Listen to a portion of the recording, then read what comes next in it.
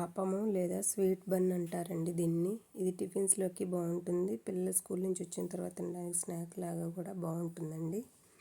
దీనికోసము 3 cups rice తీసుకోండి.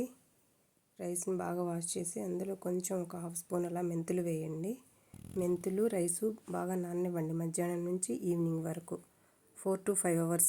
Rice బాగా నాని అన్న తర్వాత వాటిని గ్రైండ్ చేసుకోండి. ఇట్లా మెత్తని బ్యాటర్ లాగా, దోశ బ్యాటర్ లాగా గ్రైండ్ చేసుకోండి.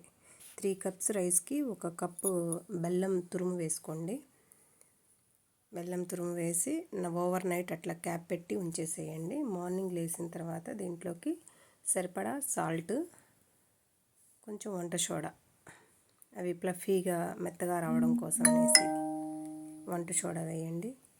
మంచిగా కలపండి. ఇంకా ఏమైనా బెల్లం గడ్డలు అలా ఉంటే అది మెత్తగా అయ్యే వరకు బాగా కలుపుకోండి.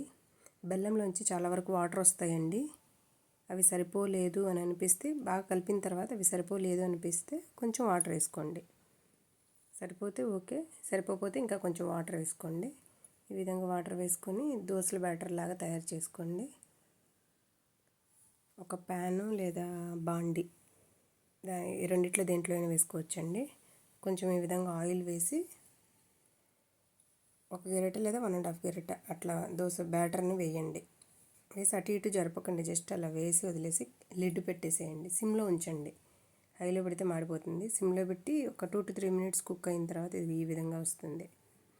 దాన్ని రివర్స్ చేసి రెండో సైడ్ కూడా కొంచెం పచ్చి పోయే వరకు కొంచెం అట్లా ఉంచేసి 1 minute అలా తీసేసేయండి. అంతే. దీన్ని పల్లి చట్నీలోకి బాగుంటుంది, ఇది అల్లం చట్నీతోనూ బాగుంటుంది. లేదంటే పిల్లలు వట్టిదైనా ఇష్టంగానే తినేస్తారండి. Sweet bun